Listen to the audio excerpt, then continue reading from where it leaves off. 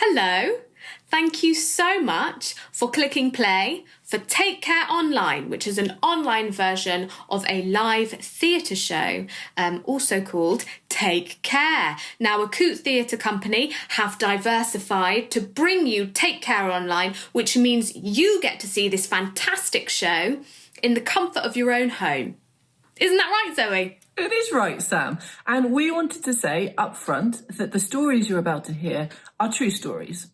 This isn't one of those times that a precursor is going to flash up saying... based on a true story. Fun fact about that. That normally means 90% is fictional. Yeah. So we wanted to say that the stories you're going to hear are 100% true from real people all across the country. Yeah, and even us. Yeah, even us. We are making Take Care as a whole thing because we used to be carers. We are part of an army of carers, from NHS workers to people who work in care homes to family members and friends who care for elderly people. Yeah, and so we wanted to put their stories onto a platform where they can be heard. And do you have any fun facts, Sam, about how many carers there are in the UK? Oh, that's a nice prompt there, Zoe, because I do actually have a fun fact for you.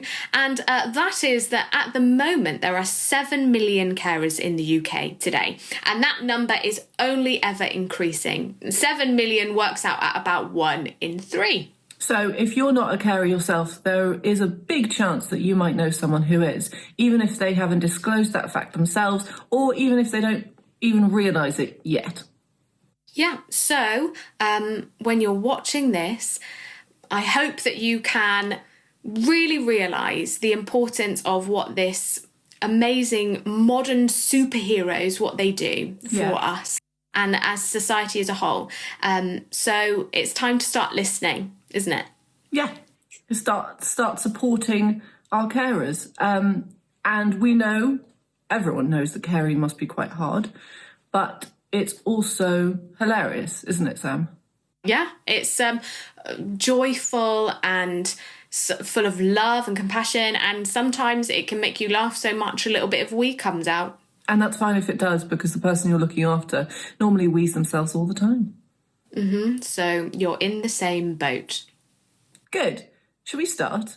Yeah, let's start.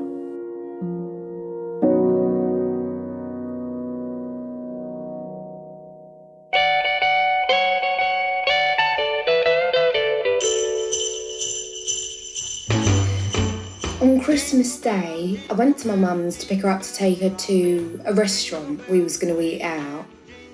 And when she opened the door to me, I could see why she hadn't been letting me in. And I could see that she obviously had a huge problem because she was hoarding so much. You couldn't move in there.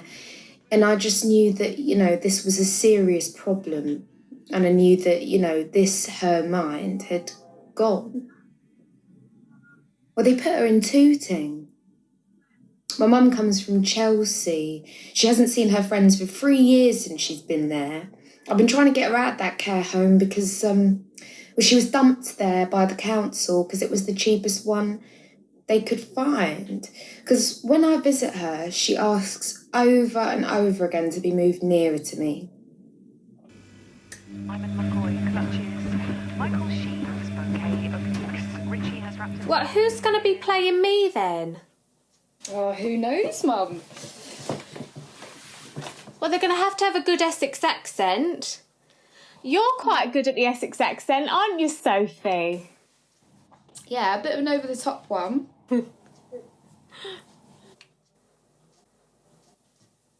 I started caring for my mother in 2002. She went in for a hip operation. When she came out, it became very apparent that she was never, ever going to be able to look after herself on her own again. And that's when it all started. It just started from there. she gradually got worse and worse when she started putting all her clothes on inside out. And when I say inside out, I mean the skirt on first, the blouse on first, the bra over the top, the slip over the top, and the knickers over everything, you see. And we got to the stage where at first you thought, well, how am I going to cope with this? And I'll march her back in and I'll make her put her clothes on in the right order. And then I thought, well, why? She's in here, nobody's going to know, and she's happy. So we let her do whatever she wanted. So she wore this bright orange fluorescent jacket once that she stole off my son from the Royal Mail. And she went around in that because orange and green were her favourite colours, and she was fluorescent in this beautiful jacket. She wouldn't let that go.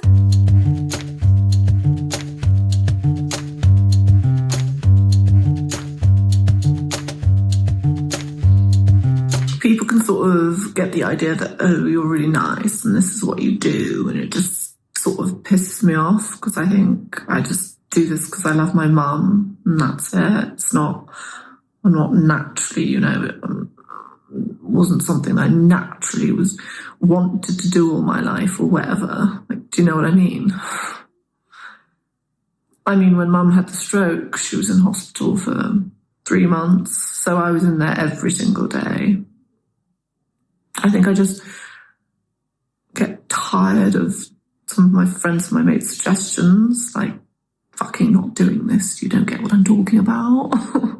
It's a bit mean, but sometimes when I hear friends talking, I'm like, that's not a problem, what are you talking about? Just cut your hair. I mean, the plus side of it, I mean, words are funny. Pros and cons, what does that mean? Just doing what you're doing, but the plus side of it is made me very athletic at what I do with my time, what I don't do, who I talk to and who I don't talk to. Quite brutal. Like if I hear people like, yeah, I'm just like, I can't leave it, you're not making me laugh. Or I don't know, I can't, I've only got this much energy, I just can't do it. And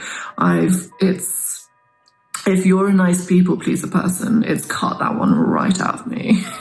Yeah.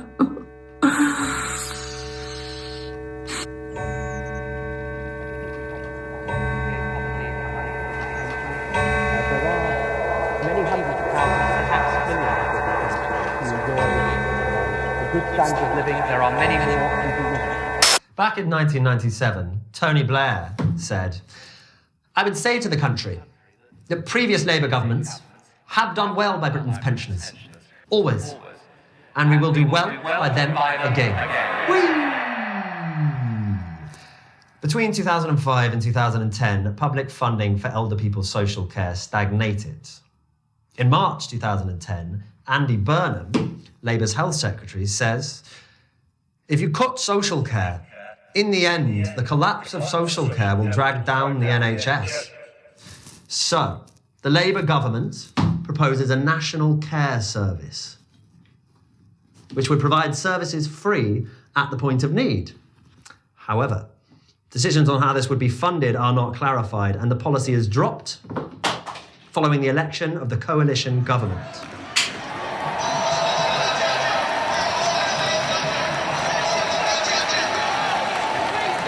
I adored it during the elections, mixing with all those left-wingers. I just felt, I'm at home here. That's right, exactly. Because, I've always shied away from cameras and like my photo taken because I'm very highly critical if I see a photo of myself and I hate it. So in my dancing and what have you, I always shy away from any camera, and I hate it when one pops up somewhere of me like, oh. But for the first time in my life, when I was out with the Labour people during the campaign, I just felt I was proud to be with my people in front of the camera. Do you want to see? I might have a picture. I think I was a bit fat then because I'd just joined Weight Watchers, so I still feel a bit bad. Good standard of living, there are many more. During the Conservative campaign of 2010, on the subject of health and social care, David Cameron promises there will be no more of those pointless reorganisations that aim for change but instead bring chaos. But soon after the election, well-developed plans emerged to completely reorganise the NHS and care system in England through a Health and Social Care Bill. On the 19th of January 2011, this bill is introduced into Parliament. Andrew Lansley, new Health Secretary, says about the bill, it is about a process of modernisation, of reform, of empowerment across the service. Because right across the NHS, we are now building the future at the same time as we are maintaining and even improving performance today. And what does this really mean? Well, it means that funding is majorly cut for the NHS and for health and social care in this country. It means our health system now becomes a market and is subject to competition law. It means that budgets for health and social care are slashed by £35 billion. There will be no more of those pointless reorganisations that bring chaos. I write to the council who, especially Kensington and Chelsea. Do you know much about Borough of Kensington? Well, you know, like they were responsible for Grenfell. They couldn't give a damn about their social council tenants. And they socially cleanse a lot of people at the area. Well, like with Grenfell, that's what they do with the elderly, because they had a care home there, and that was a care home for the council tenants could go to. But they shut that house down, and in its place, they've built a caviar care home for the retirement of families of the oligarchs, because there's hardly any council-run care homes anymore, which of course are properly regulated, but they've nearly all gone private. And so then the owners of these homes are running them for profit rather than for care of the people. And they will cut corners where they can to get more profit. So they won't hire enough staff because that cuts into their profits like they do at my mum's home. So people are just left in soiled pads for hours, left on toilets, not properly attended to, and so it goes on.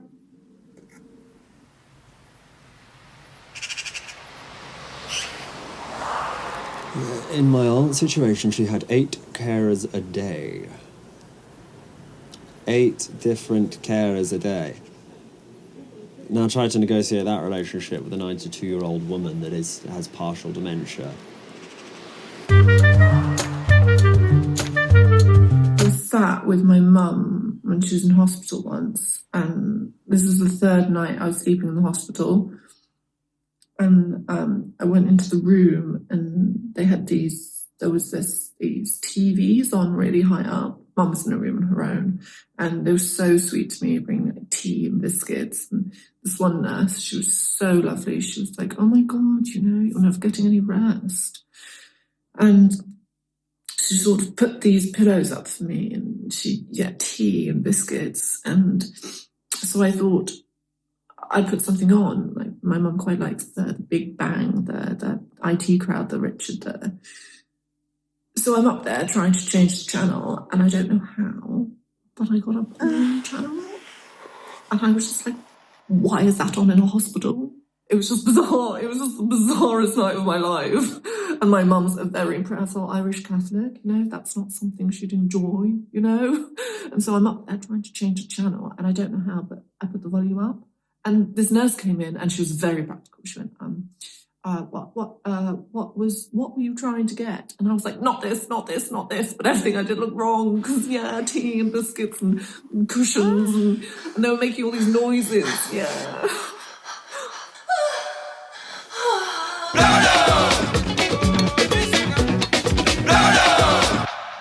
Yeah, I got a brother, he does his own thing. And I got a sister that's very helpful. But I just said to myself, without thinking, when she was in hospital, well, what's going to happen to her? I said, I'll just have to care for her, But they said, you have to give up work. I goes, yeah. I worked for London Underground. Yes, I did. I worked for London Underground. I started off as a station assistant. And then I thought, well, there's so many avenues you can go. I thought, nah, I'm not going to be a train operator. I tried that. Ticket office is much warmer. Yeah, I loved it, actually. But I left when social services was preparing her to come home. So that's about, as you know, about 2 years, they got rid of the ticket offices, right? So, yeah, getting her home was a nightmare. Oh, my God, nightmare. Social services dragged their feet. They really annoyed me big time. Because you know what? I left my job in 2009. In February 2000, hoping my mum would have been home by September. Yeah? She wasn't. I didn't have my mum back till September 2010. So it took a year. I was a year out of work, so can you imagine all the problems they caused me? All the preparation, social services side. No, the hospital was fine. It was social services, man. I can't stand them. I don't like them, sorry. I'm saying it as it is. I hate them with a passion. You know, hate is a very strong word. I don't mean them, it's the system. Yeah, let me correct myself. It's the system. But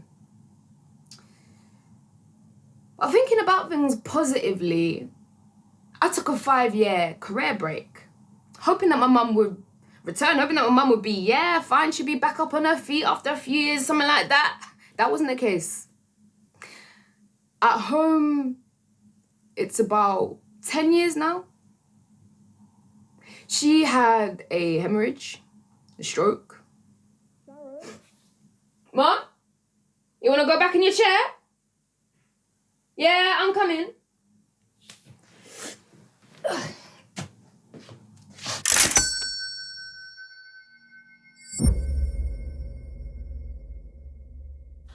Well, the money I receive from the state is a very generous £55 a week, which, considering that's 24/7, works out a very, very good value. So I'm exceptionally good value at £55 a week. If I put my mother into a home, it would be a minimum of £740 a week. £740. Over £100 a day that I'm doing for less than a fiver.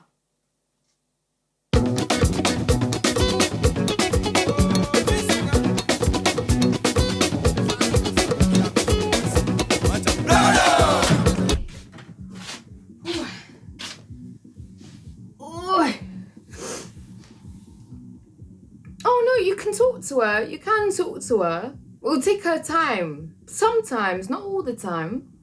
You know, sometimes she'll be fluent like that. It would just come out of nowhere. So when this lady approached me when actually I went to go visit her in hospital, she comes in, you know, all excited. She goes, oh, Sharon, guess what? I said, what happened? You know, I thought it was something serious. She goes, your mum spoke. I go, yeah, right. Yeah, she goes, no, she did. You know, we were just in there with the other trainee colleague, you know, going, hello, Mary, how are you? Fine, thanks. I go, my mum don't say fine, thanks. I don't know where she get that from. She doesn't. She'll just say all right, but, you know, fine, thanks. But I was pleased. I was really, really pleased. You know, I go in there, I said, say that again. Hi, Mum. I ain't get nothing.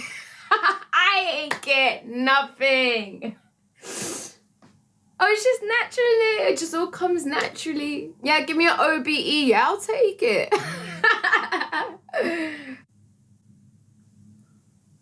Yeah, gosh, there's a lot I've learned since I've been caring. Now, I remember saying, like, to myself, if anybody were to come up to me and say, Sharon, I'm thinking about taking care of my friend or my mum or my dad or my sister or my brother, I would just look at them. You know, there's no way, it's better for them to make the decision themselves. But if you're going to do it, right, okay, you better make sure, boy, you love them. More than love them. Care for them. That's the only way. Because who are you going to love more than anyone in the world? Who? It's going to be your mother, your father. It's got to be. So, you know, you got your answer there. You understand me?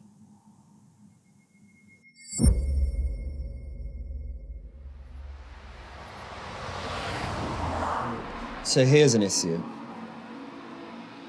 Controversial here. So, agencies charge £15 or £20 an hour, and the carer gets paid £7.92. Now work that one out. With the amount of people getting cared for in this country, at home, the agencies are making a lot of money. What's happened to that money? I don't know. It's not been invested in education, so there's an issue there, and there's an issue there.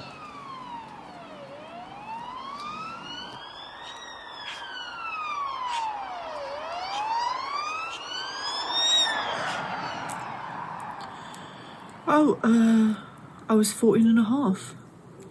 Yeah. Oh, well, because my father had died and that, and my mum couldn't afford pocket money, and you did go out and work in shops and things from the age of 14.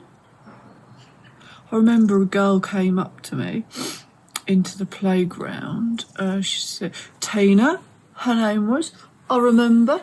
I was sat on the grass with some of my friends, and she came up to me and she said, I hear you're looking for a job. And that was it. I've had my moments, yeah, but I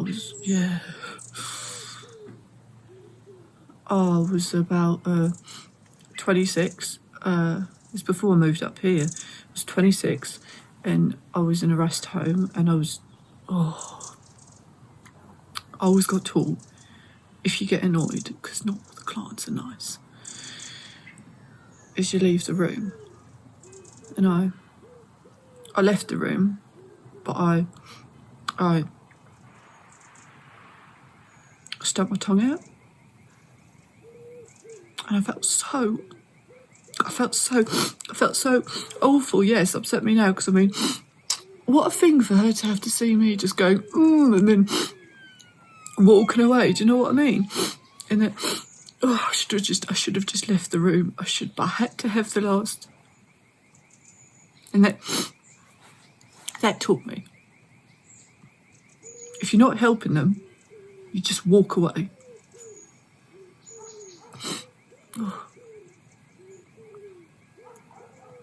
If people have their advocates, they have a voice if they haven't got a voice themselves. It's the people without the friends or family or loved ones. They are the vulnerable ones. They are the ones open for abuse.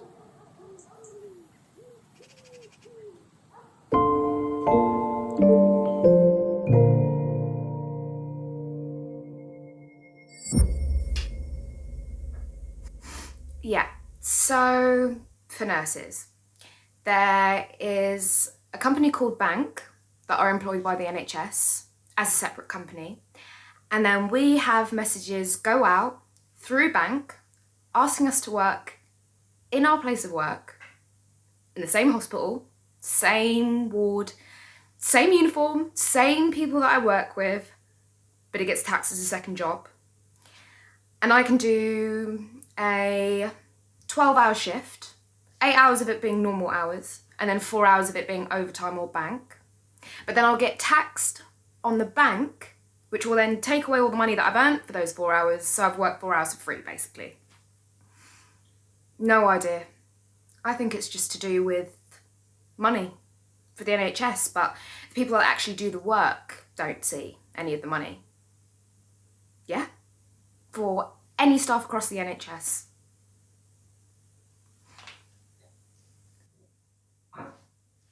Hiya! Oh, I realised I want my mouth full.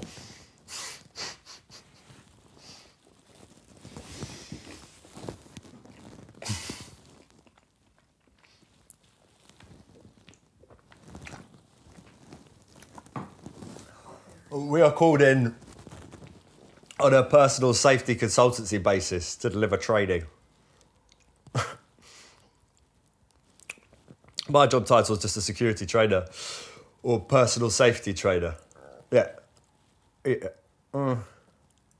So what it actually is control and restraint, but because it's 2019 now, we call it positive holding or safe holding, or clinical holding.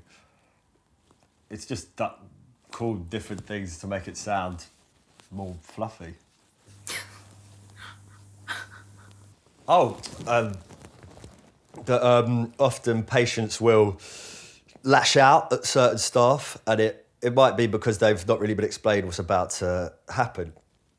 So one example is where staff have been called up to help subdue a patient because he was lashing out, and whilst they were talking to him, and he calmed down completely and he had dementia, but whilst he calmed down, the nurse just came up to the side of him and tried to take his temperature by like putting the thing in his ear without sort of communicating with him at all, just put it straight in, and he immediately lashed out again because he didn't expect it. I'm pretty sure anyone would do that.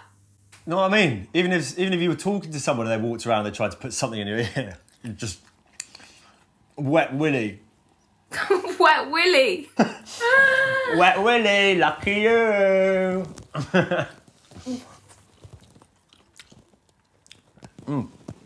Yeah, he was smashing the room up, and they weren't trained or allowed to restrain him. So to stop him from attacking any other patients or themselves, they just like held the door shut and like barricaded the door until he calmed down.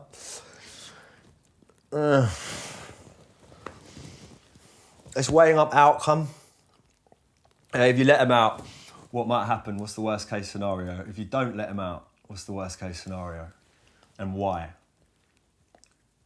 With me, they learn to balance the outcomes and the impacts of their decisions.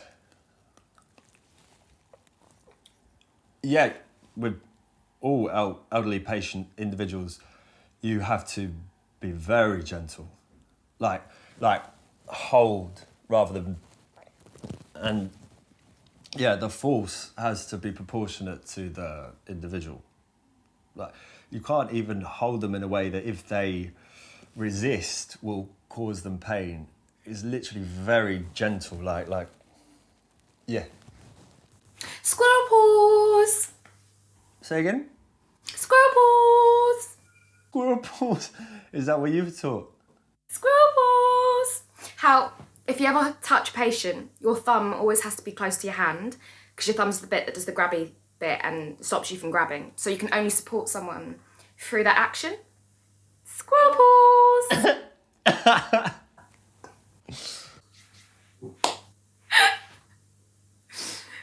Oh.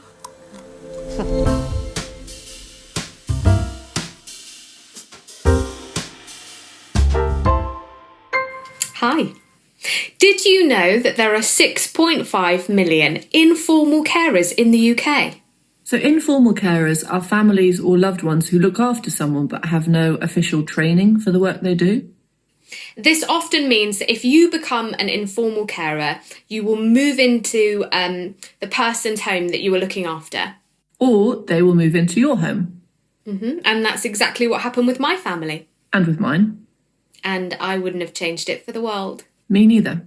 And do you know why? Because older people can be fucking hilarious. Oh my God. Here we go. Yesterday, we was in Waitrose, yeah. My mum doesn't understand. Yeah. She saw a dwarf, you know, like a short person. She goes, look. I thought, Mum. I goes, yeah, but it's a person. She goes, look.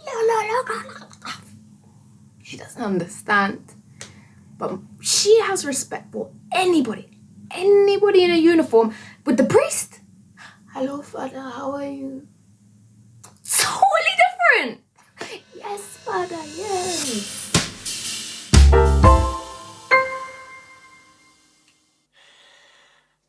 But we had a few problems with my mum because she was a rebel when she was young and she didn't like being told what to do. And her favourite trick was waiting for the postman and then posting the letters back out. And he would put them through and she would put them back out, and we had to get an outside post box up and sellotape the letterbox up and put a note saying, please put everything over here and all this. So we just changed things when they became apparent. Well, the Alzheimer's turns things on and off, so she kept walking along and then bobbing. We couldn't understand what was going on. She kept bobbing. It was the Alzheimer's trying to stop her walking. So for a few months, when I said it was time for bed, Nan, I had to go behind her, put my arms round her, and we walked together like some four-legged weird person with two heads to bed, see, so she didn't bob and fall over and see, so we would walk together. God. She felt this. I tried to get her up once and she just whipped. Because she was on the floor where she was. So she was in bed. She liked being in bed, didn't necessarily want to get up. If she was in the chair, didn't necessarily want to get up. She slid, didn't she? So when it came to like transitions, that was always an argument. Yeah. So I was like, no, come on, we need to get you to bed. And so we've done the row. We've done the, no, you have to, please. It's time to bed, Nan. And she would just be like, no, I'm not going. And we eventually I'd managed to convince her that, perhaps it was a good idea. And so I got her up, but she was just like halfway. And her balance wasn't in exactly the right place. And so she just kind of sunk to the floor, and she was big. She was a big girl. And she was I tried to get her up, and I was just kind of but also trying to dance her gently to the floor. But also just be like, no, Snan, get up! Ah! And so she was just on the floor. Laid out like a slab. And she was sat, on my feet, up like that, for her back. And I was just like, Nan, we need to get you up. And she was just la la la la, loving life on the floor. And so I just laid her out gently. So she was just led on the floor. And I was wary of not trying to, wrench her back or wrench mine. But the floor was really slippy, so I ended up just kind of walking my Nan across the floor. And it was all just because she'd forgotten how to walk for a minute, and was what it was. People must have thought we were nuts if they'd even seen through the window, sliding some poor old lady up and down the floor. Yeah. Zid. In a high-vis jacket. Yeah.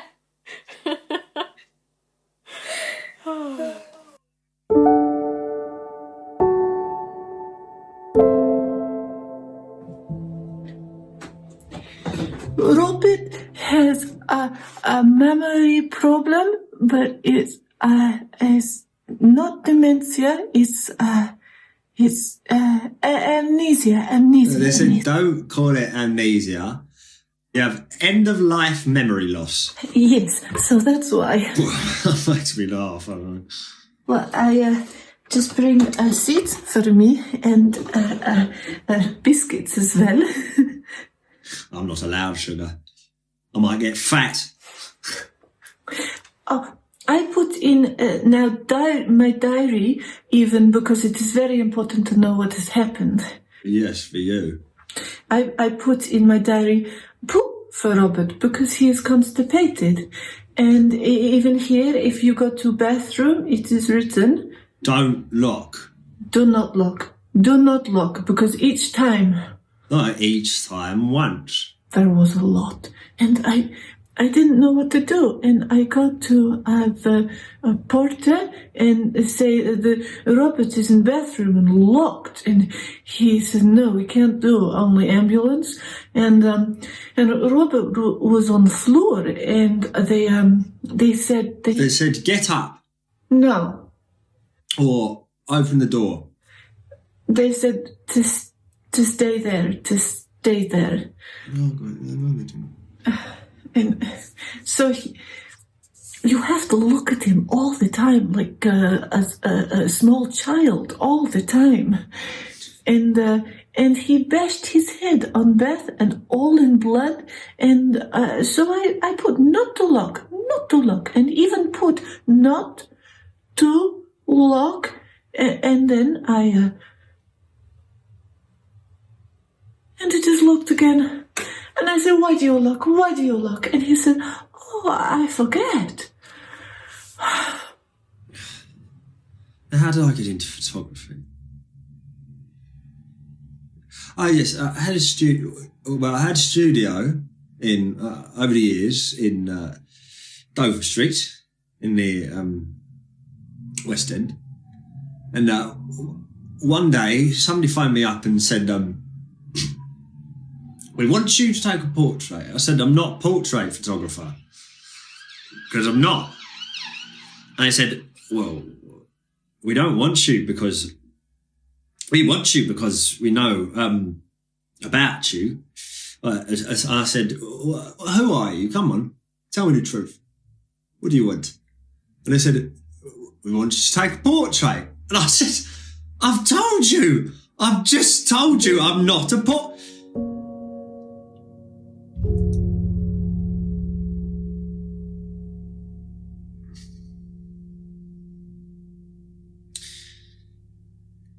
Why am I telling you this? These biscuits were for you. I've lost the train. No, I'm kidding. Oh, it's a pussycat.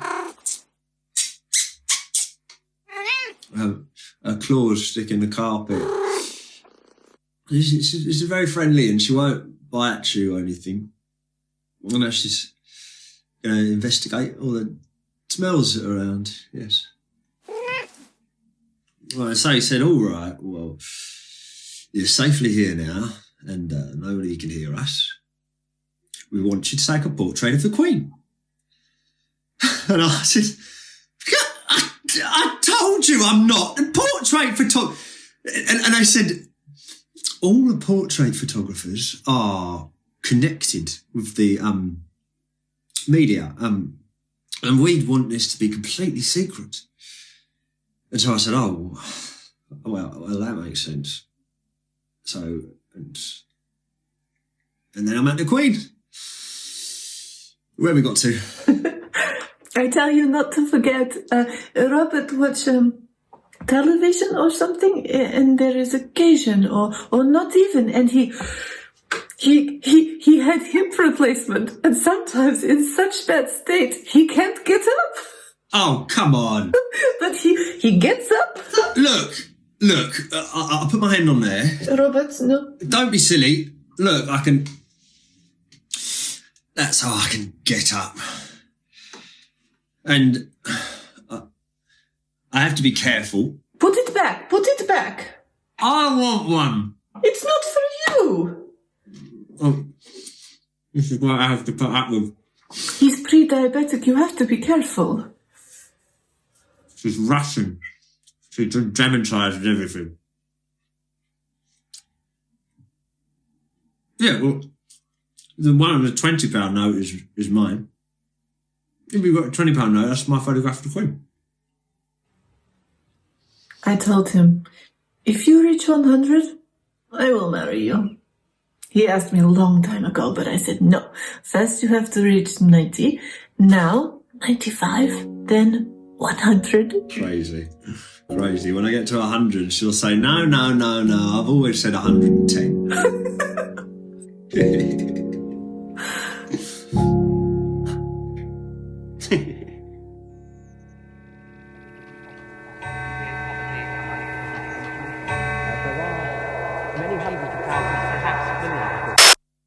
In 2012, Andrew Lansley moves on from his job as health secretary. He now works for a private health company in America. He is replaced by Jeremy Hunt. I said when I was offered this job that it was the biggest privilege of my life. I may have been helped by what I suspect was not a long queue of cabinet ministers asking for the same job. But it is an incredible privilege, and I am thrilled to be here. And I am incredibly grateful to have the chance to work with the NHS over this very, very challenging period in its history. It's now 2015, and during the Conservative campaign for re-election, Jeremy Hunt promises to cap care costs at £72,000. There's a huge advertising campaign, new electronic resources are created, and there are multiple public consultations. All of this costs the taxpayer between £50 and £100 million. The Conservatives win the 2015 election. Jeremy Hunt announces he is making a U-turn on his promise of capping care bills. And older people are suddenly left no longer knowing how they will manage these extra costs. Some people have no choice but to sell their homes to afford care.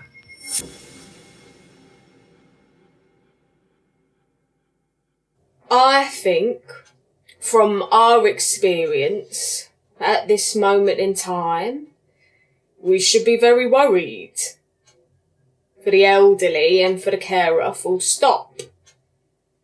Unless we start to change our own attitudes.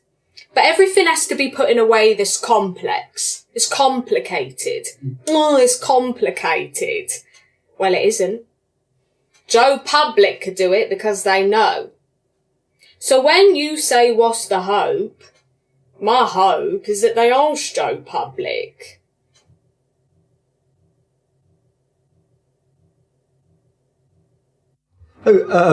My work is over at the Carers Centre, because there's a need for carers to be supported as well. Yeah, it's worked quite well. Yeah, very well.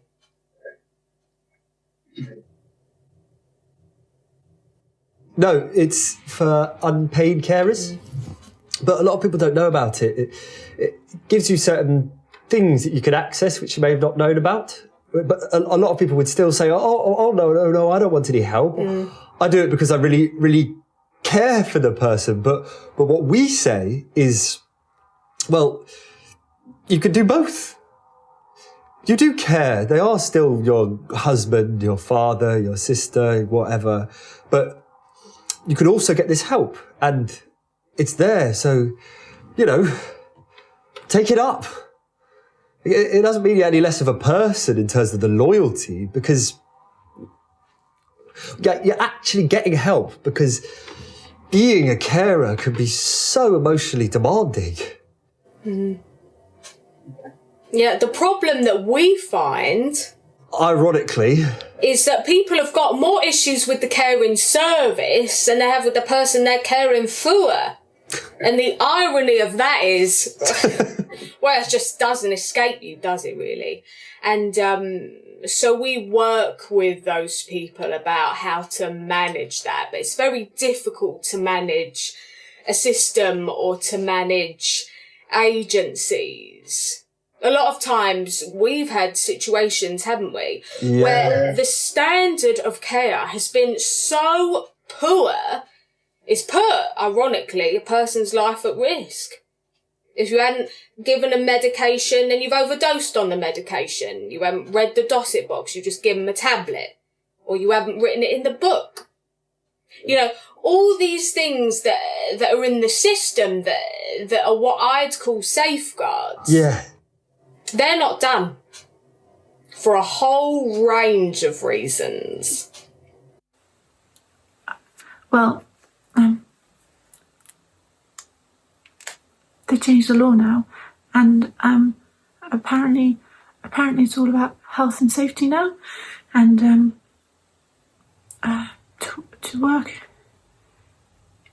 in the care industry, you couldn't just get by and say being a caring person. You actually have to have the, relevant qualifications, and to work in care now or in anybody's home, you must have an NVQ2 in health and social care, which I do not have, obviously. But because because I don't work for an agency, it's different. It's different. Oh, I said that actually for an agency, because I just work for your grandmother, and I feel I'm very attached to her. I do know that by agency standards they would say, no, not back off, but they would say you have to be a bit more professional rather than sort of, because at the end of the day I'm not part of the family. But what I do try and do is just try and make it as homely for her as possible, rather than sort of a stranger coming in with sort of the same old routine. I let her know where Connie is or where you and Kia are, and I just hope that's nice for her, because then she knows where everybody is and what everybody's doing. But oh no, I definitely feel valued. It's really nice. It's that feeling where you go away and you feel like you've done the best you can do.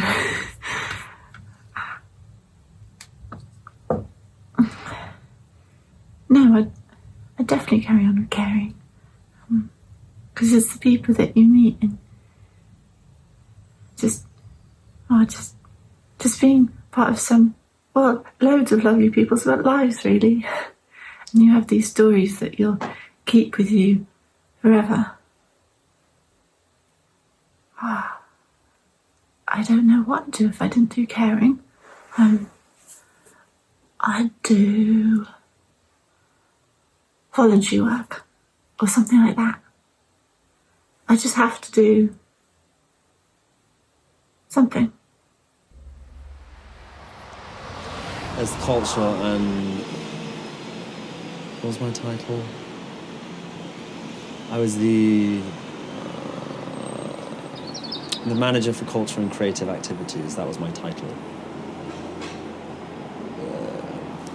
The attitude then, I think, before I arrived was, what do we do? The problem is, what do we do with these people once they're up? And the other problem that I tried to address is, okay, what do they want to do? Maybe they don't want to do it. I mean, we're assuming that these people want to do these things, but do they want to do these things? They are part of the process. Do they want to play bingo or not play bingo? I mean, there's a lot of assumptions about the way people are cared for. They have to go to bed at 4 o'clock in the afternoon. Well, why do they have to go to bed at 4 o'clock in the afternoon? Why? But also, why can't they stay in bed all day? They're there to be cared for, not with this regime to take over, and the regime seemed to dictate what was going on. The general management idea was to keep it neat and tidy. And not just physically, but that's their kind of mental, emotional. They want it neat and tidy. So if anybody breaks out of that, mate, it's just like, panic. Particularly if a resident goes, no, fuck off. Which sometimes, not literally fuck off, but just, no, I'm not doing that. It's just like, what do you mean you're not doing that? Why don't you want to play bingo? You've got to play bingo because it's down on the timetable. I don't want to play bingo.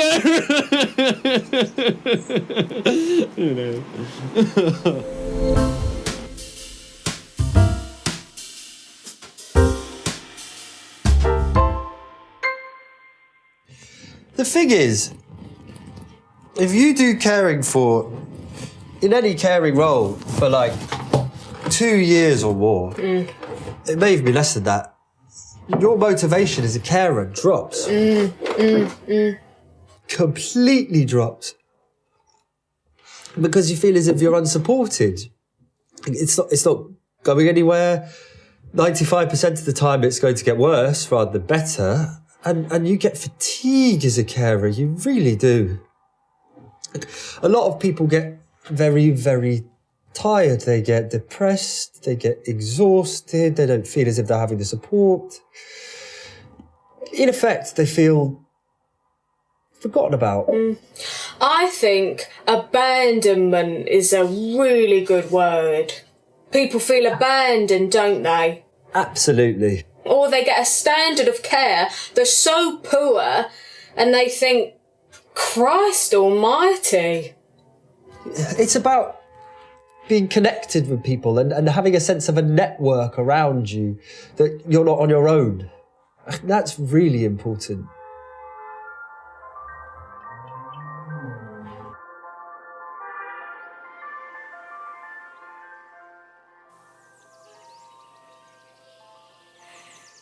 I did it all of last summer, just while I had summer off from studying, and it was an amazing experience. Actually, it made my summer. With dementia, I quickly learned that the best thing you can do is to humour them with it a little bit, and which seems dishonest, but you kind of just have to go along with. I found with Fred particularly, you kind of have to go along with the lie almost. His daughter told me that he is he's different now because of his dementia. He's like got quite a different personality, and he's calmer and more patient than he was when which is just, she said that they didn't even get along before he had dementia, that he was quite a brute of a man, which to the Fred that I knew was just the complete opposite, because he was just so tender and patient. And I remember when he was having a bit of an episode of not knowing where he was and freaking out, I calmed him down and he just grabbed my arm very softly and looked at me and said, "Thank you for what you're doing. Thank you. I've needed you to be here." And I just had this almost love affair with this man, because, and I write in my diary, oh my God, everything he talks about, we're so similar. We both love coconut cake. We both love tea. He talks about the sun in the same way that I do, you know, the way that it really affects you. And we would sit in the conservatory in this like greenhouse, just like absolutely getting cooked. And we loved it.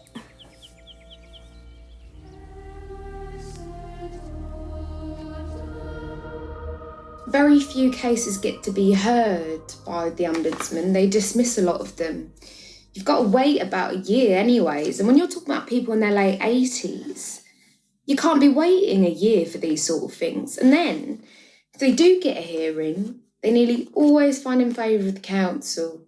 It's like an old boys network with the ombudsman. They look after the authorities because it's all Tories looking after Tories.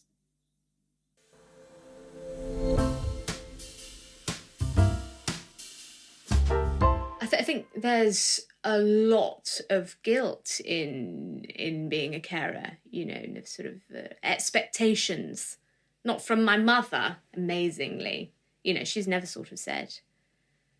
I mean, basically, we're like ducks, paddling away to keep her alive. Same house. So, yeah, there's the guilt that you're not doing enough, not being there. Well, it's about other people's expectations. You know, I think it even comes down to the carers themselves. They think, oh, well, you're the daughter, you know. And a lot of my anxieties are not with my mother directly. She doesn't make any explicit... Implicitly, yes. But all these people who have all these expectations, and there's this one person, she keeps saying, well, why haven't you sorted out a living person? Why haven't you sorted out every email, every text? What are you doing? What are you doing? What are you doing? Get off my case! So, yeah, you know, people think they're qualified to... Yeah, you are judged.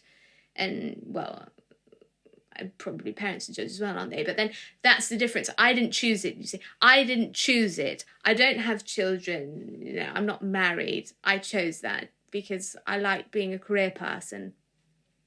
I like my freedom. And I've not had anybody depend on me. Well, until 5 years ago.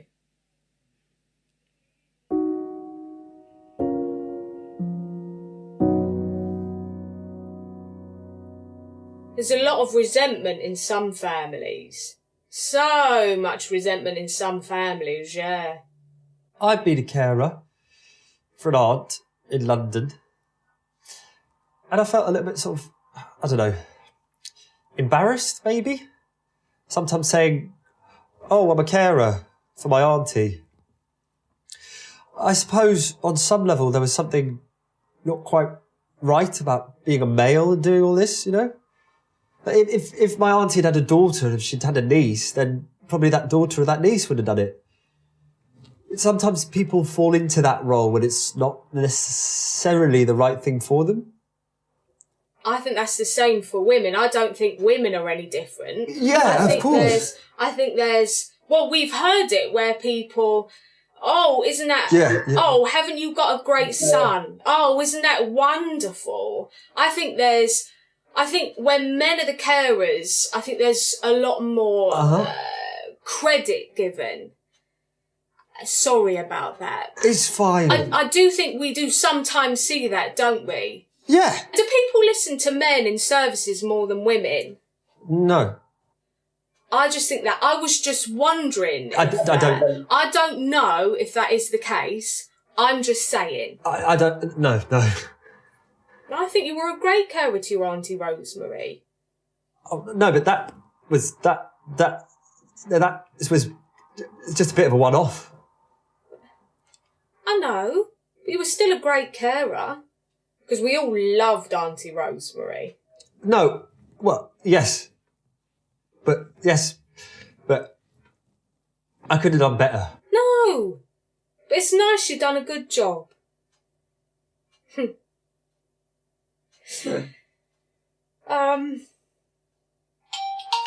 Oh. Sorry. Anyway, sorry. As I said, he was a great carer to his Auntie Rosemary.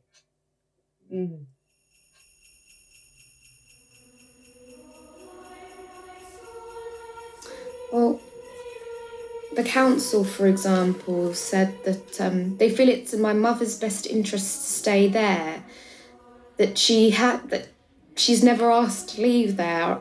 So I said, well, how could you possibly know that? See her. The social worker's seen her once, for 1 minute. So how could you possibly make that claim? They'll just give you any old spiel, any old story. I sent them films of my mum stating clearly that she wanted to be near me. But they'll just tell you black is white, like they did in the last ombudsman case. This is how I found her on Saturday. I know it's not nice to look at, but look at the state of her leg and her hip. Her shoes, they're orthopedic shoes, you know. They're all rolled over there because the carers don't bother to put her shoes on properly. These bandages put on like that are dangerous. She's in danger of getting a leg ulcer. She's in danger of, edema and what have you. So I found that on Saturday and I was just so upset. I thought, not on her 89th birthday. She's got to put up with that rubbish.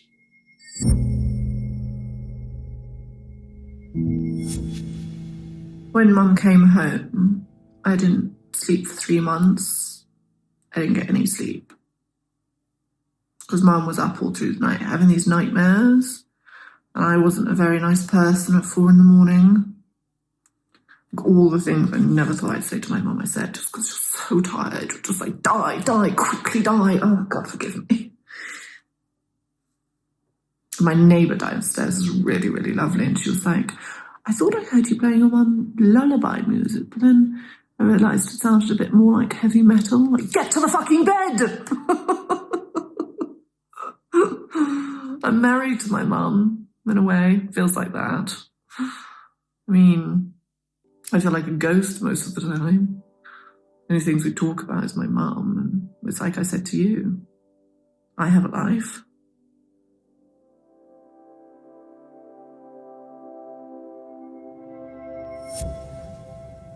Of course, you could never go out unless you'd organised it.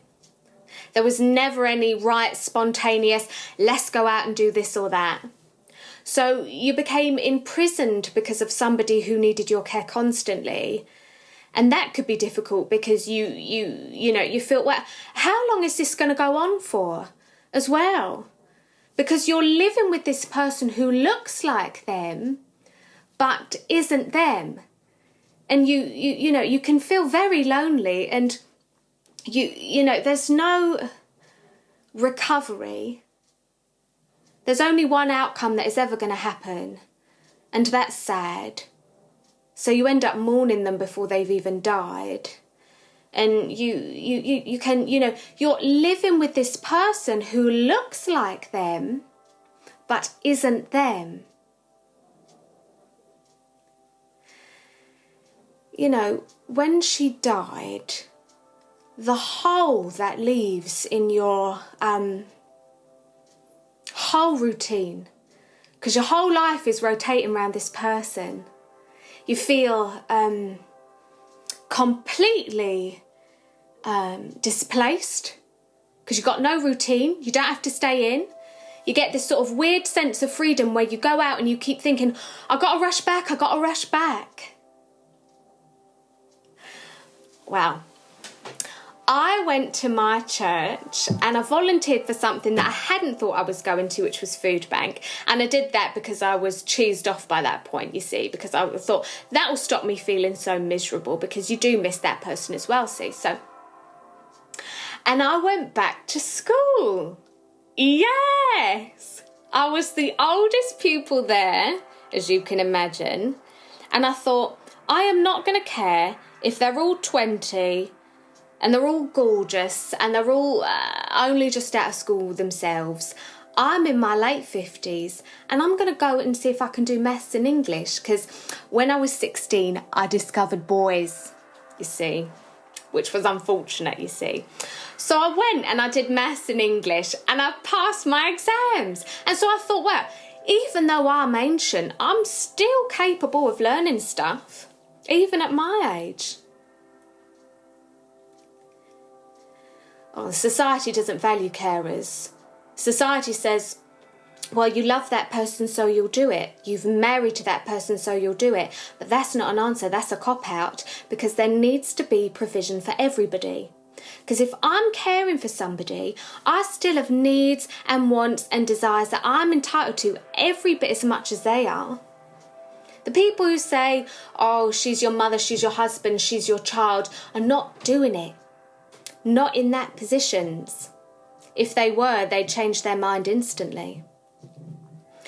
They're the forgotten people who do it for the sheer love of doing it and doing it for the right reasons, you know? So no, society doesn't value carers. No, not at all. But that's society's loss, not mine.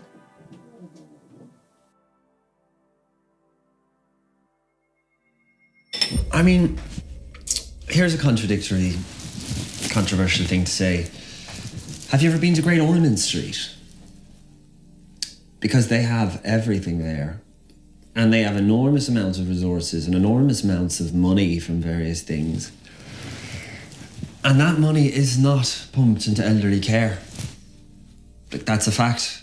You have to accept it. And for various reasons, we have made an ethical decision that children are more important and that the health of children is more important. That decision's already been made. That isn't an argument in this culture, in this nation. We have, as a nation, let elderly people down.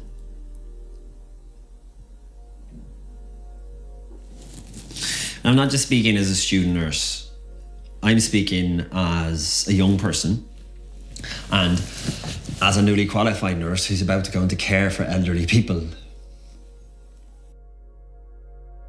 Mr. Speaker, the care of the elderly and vulnerable adults is a key priority for reform under this government, and I commend this statement to the House. I've never seen such widespread fear and anxiety. There's a growing divide between great care for those people who can afford to pay privately and poor care or nothing at all for those people who can't. Local authorities across the country have seen significant cuts to their budgets. Many good providers are moving away because of the funding regime.